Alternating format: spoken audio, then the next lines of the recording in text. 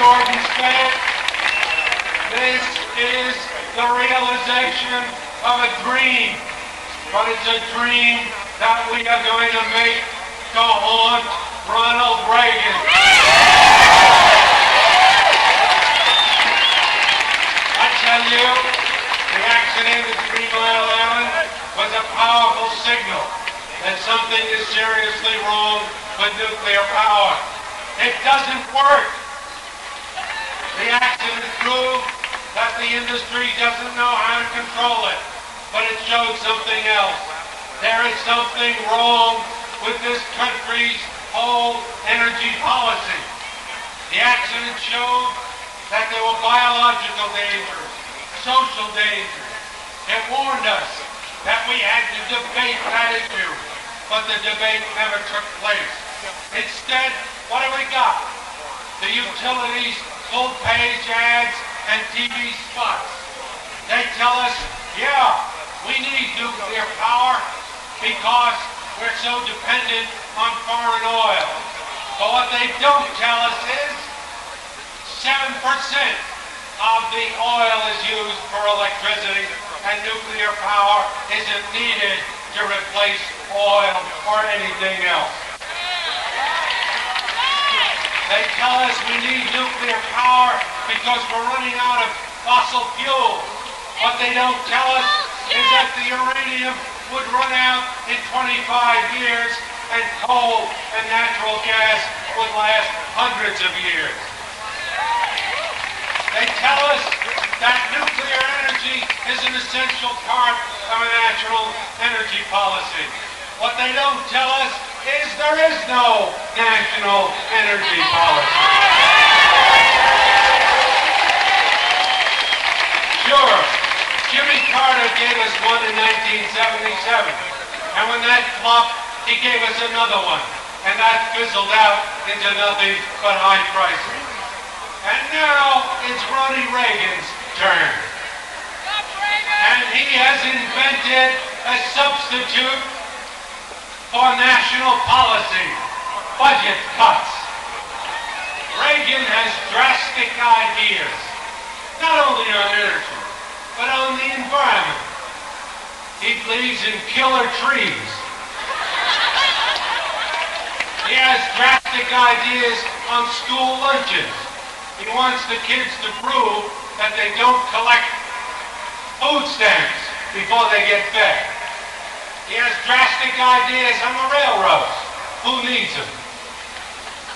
He has drastic ideas on support for the victims of black lung. They'll get paid, he says, but only if they are truly sick. You know who is truly sick?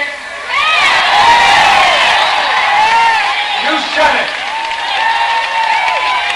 Because Reagan hasn't got the political guts to come before Congress and the people and debate these crazy ideas that he's forcing on us.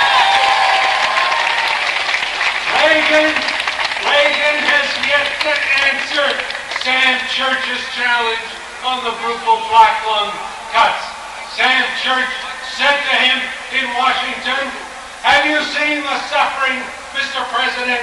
Are you willing to go down in the earth with me, Mr. President? Do you have the courage?" Reagan says nothing. Reagan is silent, and Stockman swings the axe. You know what the Reagan energy policy is. It's spelled out in the cuts. Cut coal, cut conservation, cut solar, increase nuclear power, and the breeder. And added to that, the decontrol of oil prices, the massive cuts in Amtrak and Conrail, the assault on OSHA, NIOSH, and EPA, putting into power in those organizations people who want to kill them. All this is the Reagan philosophy. Turn free enterprise loose. Let the corporations run roughshod over workers' health, over the environment, over energy efficiency on the theory that corporate profits are what the country needs to produce energy and fight inflation. Some theory. That's the same theory that has wrecked this country's economy. It's the theory that gave us gas guzzlers and nuclear power plants. And only weeks after Reagan put his theory in practice, we already know it won't work. Gas prices were supposed to go up 3 cents, they're up 12 cents. The consumer price index was supposed to go up by 0.1%, it's up 10 times more than that. And did the oil companies, assured of these huge profits, start producing more oil? Baloney. Instead, they bought mining companies. Mr. Reagan's economic wizards forgot, conveniently, a very important aspect of free enterprise. And that is that what oil companies want to produce is not energy, but profits. In a recent New York Times story, it said the oil companies say that buying copper and other companies affords their shareholders the best return on their investment. And that, they say, is why they're in business. Their business is profits, our business is clean energy.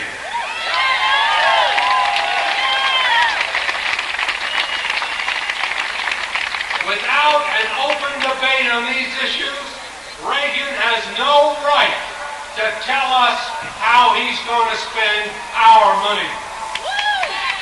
Before he makes budget cuts, let him explain, if he can, where in the nation's priorities we ought to put school lunches, worker safety and health, the railroads, and coal, natural gas, conservation, and solar as compared with nuclear power and the breeder. And where in our priorities ought to be the crazy idea of turning this country into a world bully. Let him explain what he's trying to do to this country and the world. So far, he's gotten away with budget cuts instead of political debate. But this rally, I tell you, marks the end of Reagan's political vacation.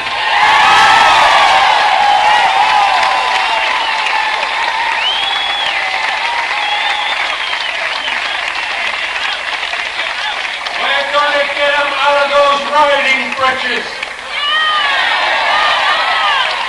We're going to get him out where we can talk back to him. Until now, Reagan and his friends in the oil companies, the ones that gave him $250,000 to fix up Nancy's living quarters, and the utilities have had it easy.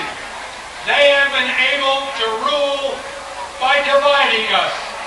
When environmentalists called for clean air, Reagan and his friends shed crocodile tears over lost jobs. And when the anti-nuclear alliances tried to shut the plants, Reagan and his friends called for help from construction workers. I tell you, that will not happen again. No more. From this day forward, I tell you, the environmentalists, the anti-nuclear alliances will from now on march side by side with the unions. And the unions are going to march with us. Today we march with the miners, the machinists, the steel workers, the railroad workers, the teachers, the furniture workers. On Harrisburg, I promise you that on April 29th, we will march with the railroad workers on Washington. And next time the black lung victims go to Washington, I promise you the environmentalists and the anti-nuclear alliances will be there too. And school kids come to Washington with their empty lunch baskets. We'll be there too.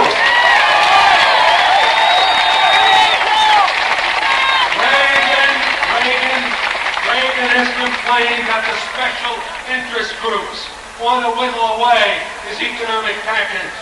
He hopes to defeat us one by one. One by one, maybe he can.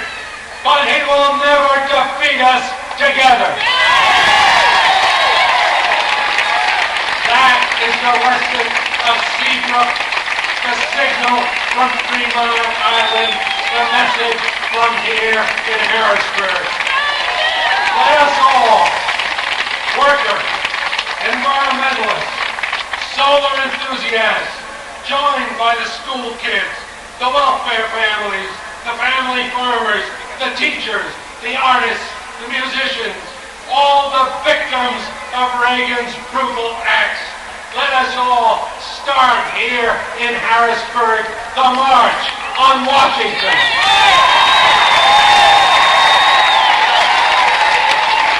Let us show that democracy means debate. And I tell you, in a real debate, the truth that we've learned at 3 Mile Island, that nuclear power is useless, dangerous, and too costly. The truth that the American people have the right to shut nuclear power down. That energy should be produced and used not for corporate profit, but for human welfare. That truth will win. I tell you, in an open debate, we will convince the country no nukes and no Reagan.